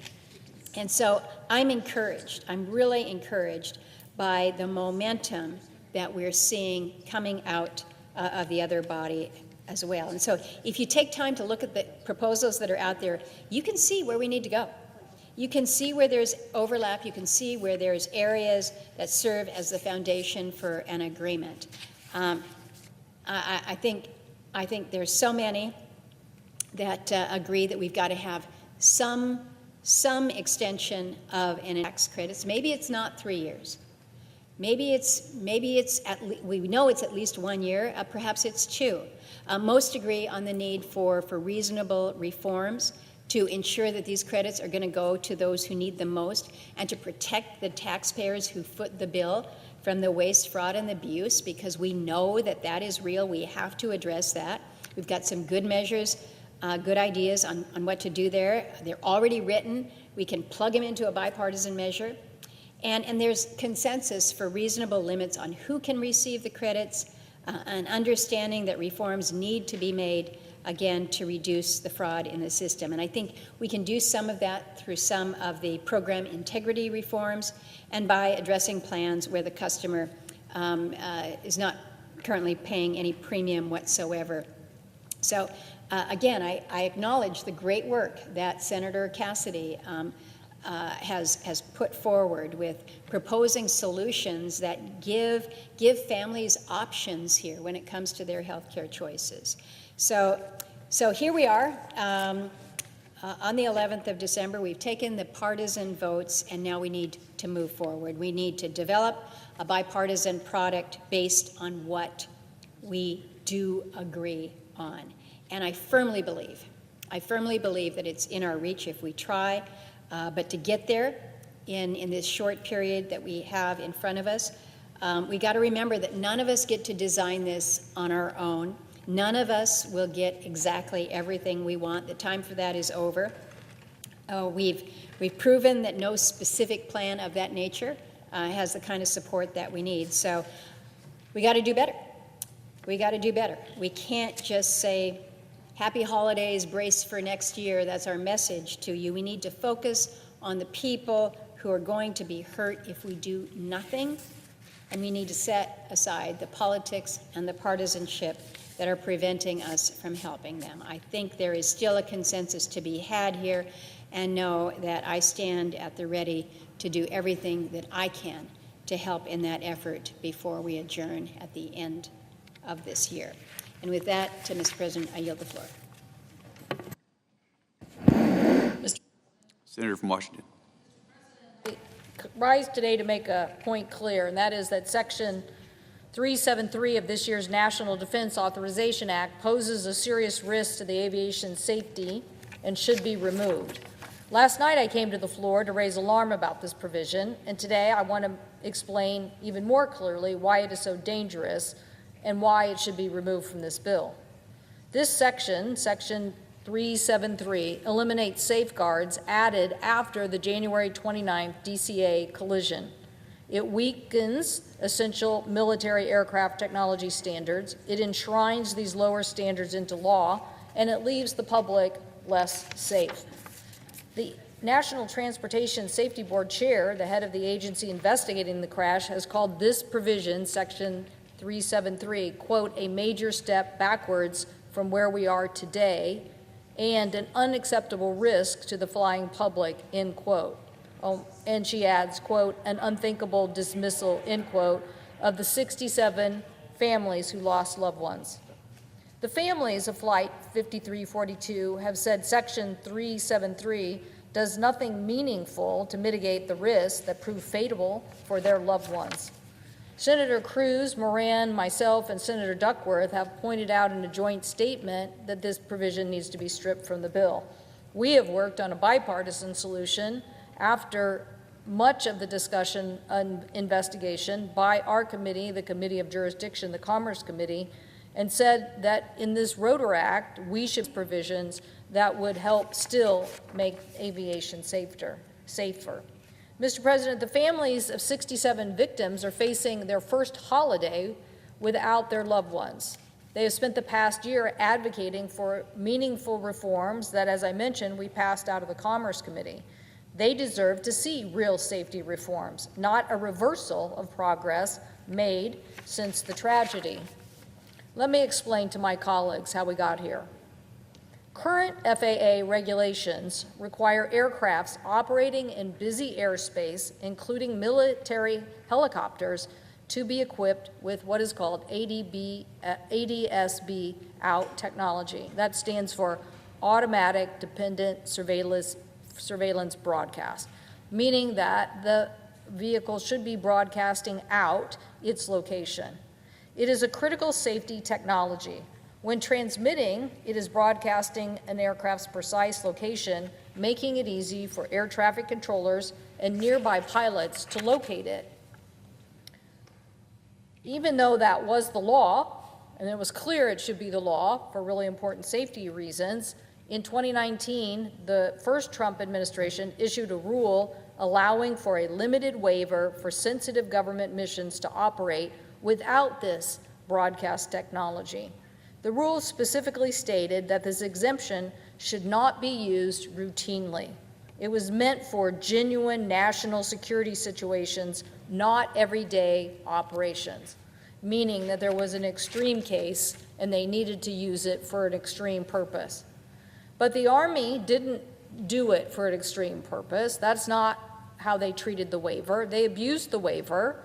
They operated 100% of their helicopter flights in the National Capital Region airspace without ADS broadcast technology transmitting out. Not some flights, not most flights, every single flight. I believe the waiver never should have been granted, that in a crowded airspace, it was a ridiculous idea to think that military helicopters and commercial airlines could be within just a few hundred feet of each other. That makes no sense to me. Then on January 29th, an Army Black Hawk helicopter on a training mission collided with American Airlines Flight 5342, obviously without its broadcast technology transmitting, and 67 people were killed, 60 passengers, 4 crew members, and 3 soldiers on the helicopter. It was one of the deadliest aviation accidents in the United States in decades.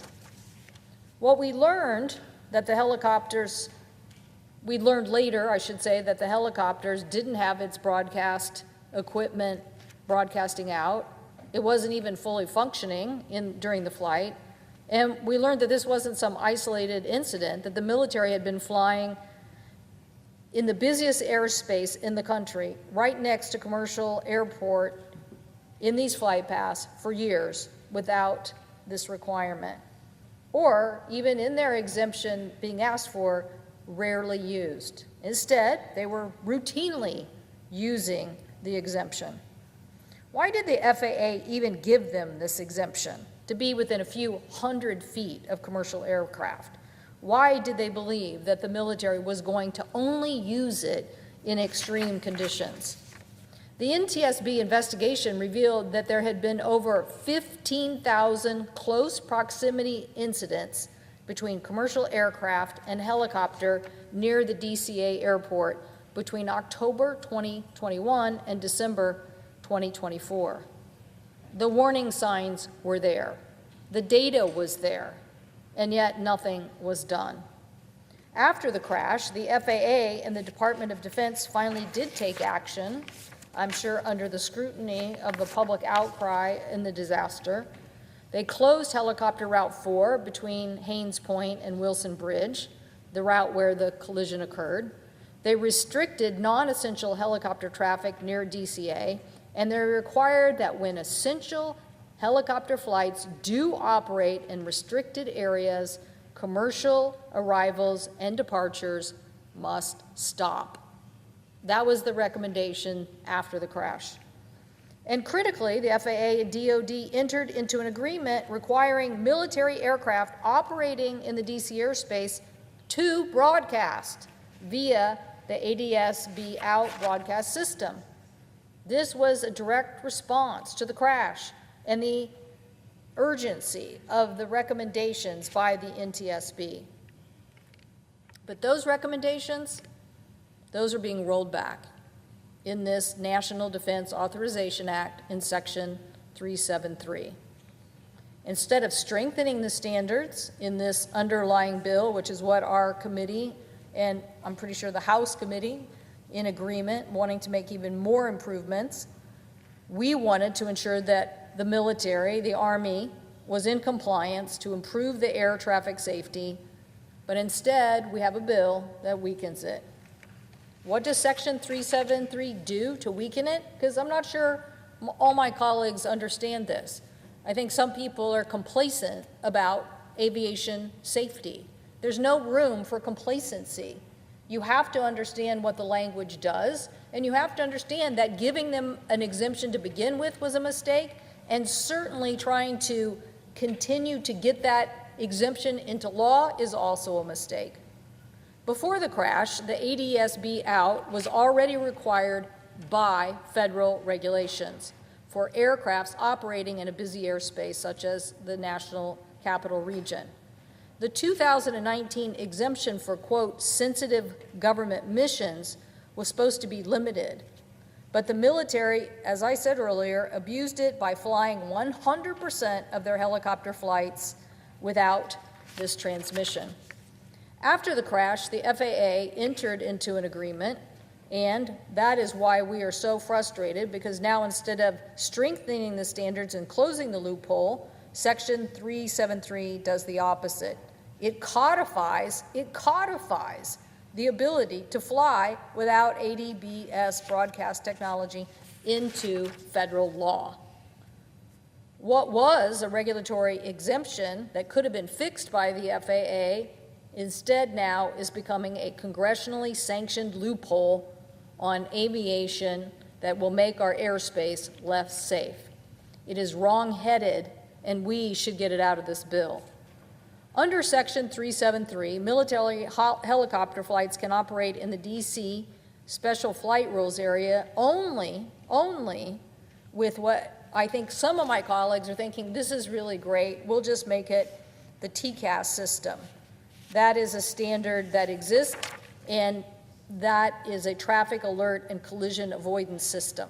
So they think, oh, that's the system we're implementing into law. One big fat problem.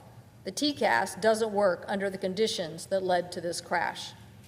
TCAS, the traffic alert and collision avoidance system, is inhibited by design below 900 feet. So during the descent, to avoid, basically you're in a cabin with the pilot supposed to be focused on landing, you do not have alarm bells and all the whistles and everything that distract the pilot at this critical function. So it doesn't really operate at below 900 feet. The DCA collision happened at 278 feet while Flight 5342 was descending. So this alert system did activate finally 20 seconds before impact, and the crash still happened because it was too late. As chair of the NTSB, Chair Hamady wrote in her letter, quote, a requirement limited to TCAS compatible warning system would not ensure adequate safety for aircraft in the DC airspace, end quote. When are we going to listen to the investigators we pay to investigate why we had crashes and why people died?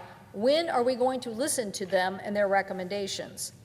She continued, quote, Section 373 would roll back the broadcast requirements to the very conditions that existed in DC airspace at the time of the accident by allowing military aircraft to operate without ADS-B. Section 373 you think, well, how could it get worse than that? Now you're recreating the exact conditions of the accident, but it also includes a broad waiver authority. Any general or flag officer can waive even the most minimal TCAS requirements. This requirements that some of my colleagues put out a statement last night going, oh, we're good with this because it has TCAS in it. And now we have the NTSB saying that makes no sense because it doesn't even function in the type of accident we're talking about. And now, even within the provision, it says, oh, if you don't like that TCAS anyway, you can waive it because you've made a determination. Why is that so important? Because the military went to the FAA and said, we want an exemption for very, very limited use, and then used it 100% of the time. So do we think they're really telling us an accurate statement when they say, oh, we might want to get rid of TCAS too? Well, I believe they will not use TCAS, and it doesn't function in the accident requirement anyway. The NTSB investigation has shown that the Army and other military departments do not understand the complexities of DC airspace or how to conduct a thorough safety risk assessment. And while Section 373 requires the Secretary of Transportation to sign off on any waivers, Chairman Hamady wrote that this provides little real protection, that the language gives the military departments broader latitude with no meaningful input from the FAA. Okay, so it just means the military can do whatever they want in the commercial airspace. The aviation industry and the affected communities are the ones that are going to continue to pay the price here.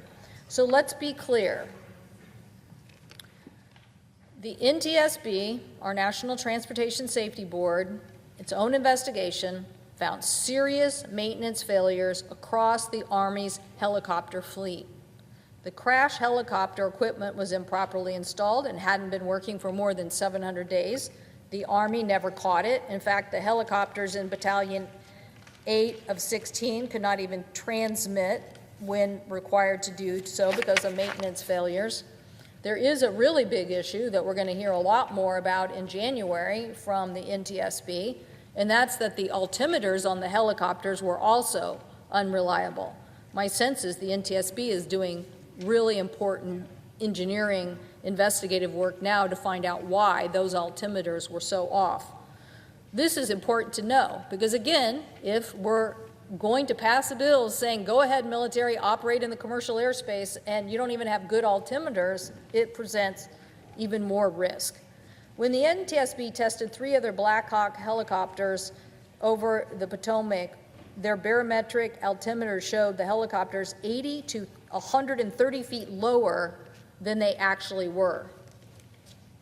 So it just says that something is not working on these helicopter systems. Good investigative work. If you watch any of these shows, mid-air collisions, any of these things that document what the NTSB does, you will find that good engineering will come up with what is the problem with these helicopters on the altimeters, and they'll tell us something important that we needed to know.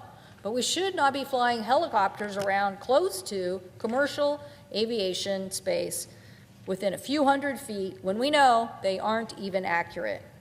In a crash that happened at 278 feet, this kind of error is the difference between life and death. This is the same Army that Section 373 would trust to conduct in its own risk assessment and decide when it's safe to broadcast their location. Again, why are we allowing military helicopter to fly within a few hundred feet of commercial planes? The Lilly family, who lost their son, First Officer Sam Lilly, in the crash, called out these waivers directly, stating, quote, "The national security waivers allowed by this draft are deeply concerning. This bill addresses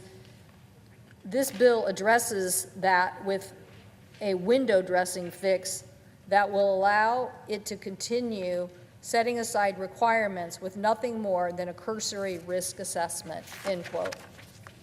After Section 373 only applies to a training flight. It does nothing to address VIP transport, operational missions, or other military flights that happen around DC every day.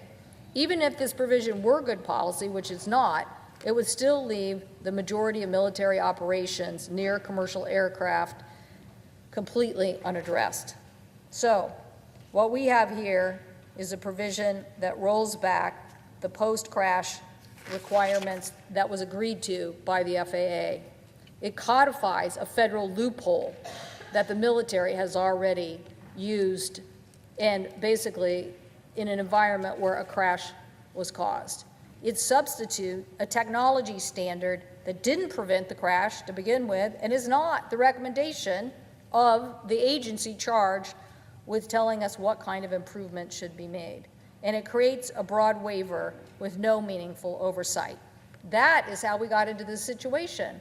Let's say, for instance, there was a need for military aircraft up and down the Potomac close to the commercial flights. You would still set standards and you would have oversight.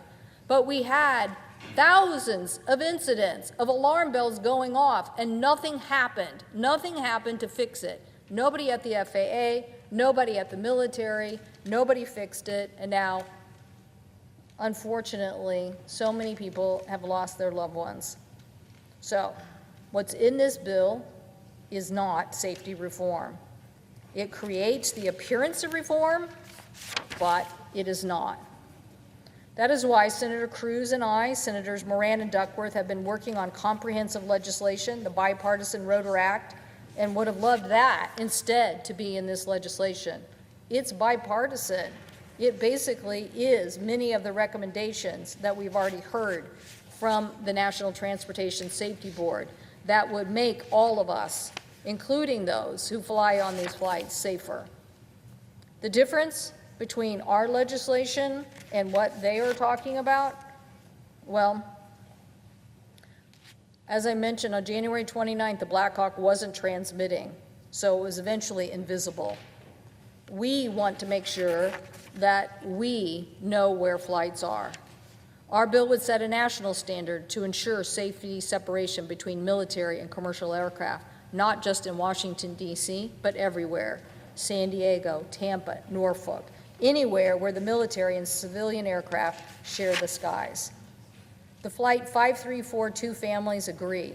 They have said, quote, "We continue to call for swift passage of the Bipartisan Rotor Act, which is a strong first step in addressing comprehensive nationwide reforms to ensure the tragedy like Flight 5342 never happens again," end quote. That is why we worked so hard. We're not even saying the Rotor Act is the final piece. As I said, the NTSB will make more announcements in January in their recommendations and their findings. But I know this, we should not be passing the National Defense Authorization Act with a huge loophole that is putting the flying public at risk. I hope our colleagues will realize this and work together to get this provision out of the legislation. I hope that you will think about the 67 families who lost their loved ones in this tragedy that was preventable. I hope that we will consider making sure that all our colleagues understand that transportation safety is not a one-day on-the-job issue. It is a constant in which we have to be vigilant about why it's so important to follow the rules and make sure the flying public is safe. The stakes are too high, Mr. President. Let's not go backward on aviation safety. Let's get this section out of the bill, and let's pass the Rotor Act. I thank the President, and I yield the floor.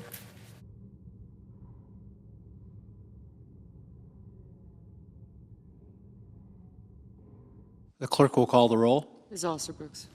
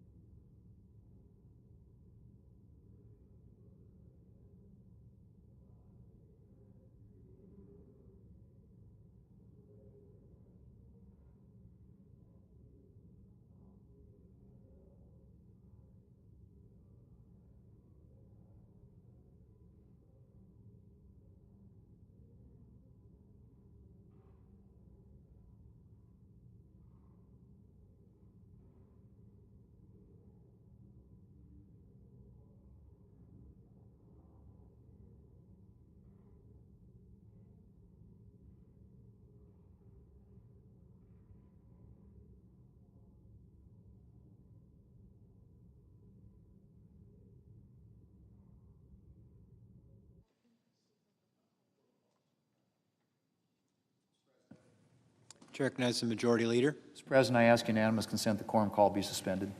Without objection. Mr. President, I ask unanimous consent that the Senate be in a period of morning business with senators permitted to speak therein for up to 10 minutes each. Without objection. And I ask unanimous consent the Senate proceed to the immediate consideration of the following bills in block. Calendar number 177, calendar number 138, calendar number 177, H.R. 165, calendar number 138, S390, calendar number 174, S620, calendar number 186, S621, calendar number 187, S622, calendar number 175, S642, calendar number 76, S17, calendar number 148, S719, I'm sorry, calendar number 76, S719, calendar number 148, S723, calendar number 261, S546, calendar number 260, S240, calendar number 262, S640, calendar number 291, HR 504. Is there an objection to proceeding to the measures en bloc? Without objection, the Senate will proceed. Mr. President, I ask unanimous consent that the committee reported amendments where applicable be considered and agreed to. The Murkowski-Schatz amendment at the desk to calendar number 262, S640 be agreed to. That the bills as amended, if amended, be considered read a third time and passed, and that the motion to reconsider be considered made, laid upon the table, all in block. Without objection. Mr. President, I ask unanimous consent that the Senate proceed to the immediate consideration of calendar number 232, S1744. The clerk will report. Calendar number 232, S1744, a bill to amend the Arms Export Control Act and so forth and for other purposes. Is there an objection to proceeding to the measure? Without objection, the Senate will proceed. Mr. President, I ask unanimous consent that the committee reported substitute amendment be agreed to, the bill as amended be considered read a third time and passed, and the motion to reconsider be considered made and laid upon the table. Without objection. Mr. President, I ask unanimous consent that the Senate proceed to the immediate consideration of calendar number 254, S766. The clerk will report. Calendar number 254, S766, a bill to require an annual report of taxpayer-funded projects that are over budget and behind schedule. Is there an objection to proceeding to the measure? Without objection, the Senate will proceed. Mr. President, I ask unanimous consent that the bill can be considered read a third time and passed, that the motion to reconsider be considered made and laid upon the table. Without objection. Mr. President, I ask unanimous consent that the Finance Committee be discharged from further consideration of H.R. 1491 and the Senate proceed to its immediate consideration. The clerk will report. H.R. 1491, an act to amend the Internal Revenue Code of 1986 and so forth. Is there an objection to proceeding to the measure? Without objection, the committee is just discharged and the Senate will proceed. Mr. President, I ask unanimous consent that the bill be considered read a third time and passed, that the motion to reconsider be considered made and laid upon the table. Without objection. Mr. President, I ask unanimous consent the Senate proceed to the immediate consideration of calendar numbers 277, S1591. The clerk will report.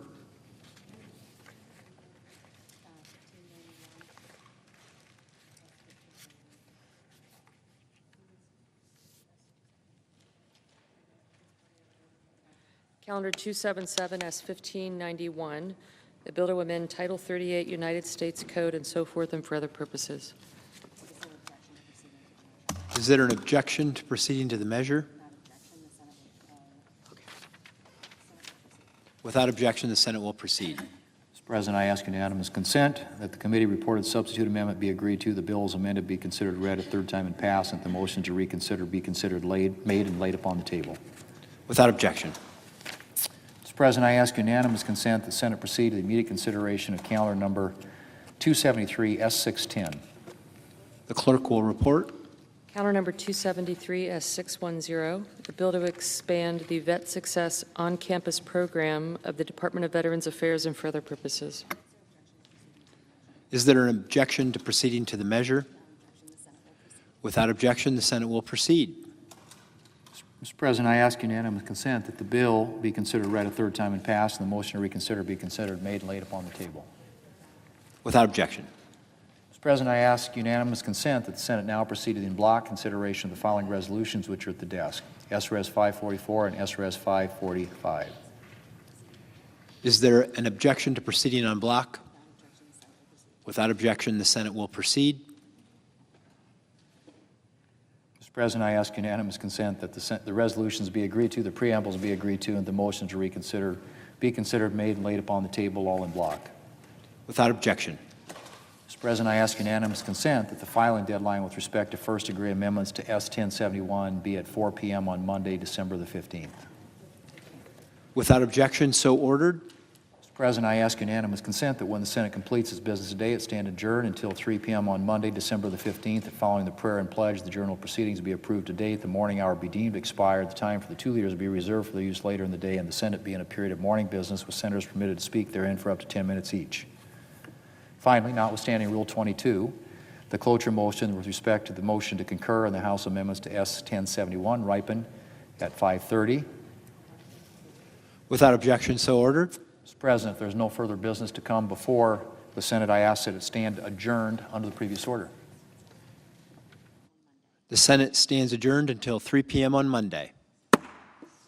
Thank you.